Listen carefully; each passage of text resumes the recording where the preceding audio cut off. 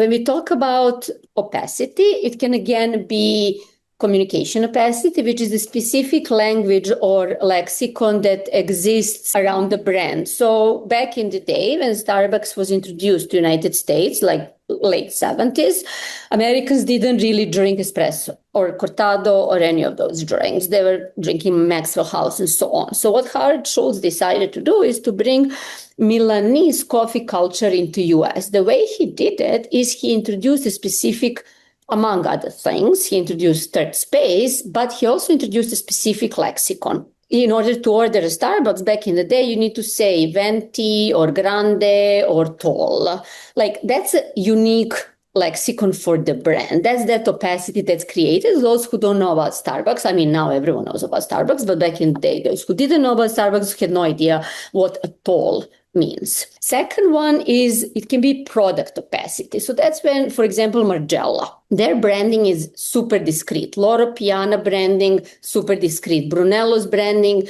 super discreet. So that opacity works to separate connoisseurs from just regular consumers or novices. So those who are in the know, they're going to know that the sweater is Loro Piana or Brunello or that certain cut is Margiela. That gives that product cultural capital.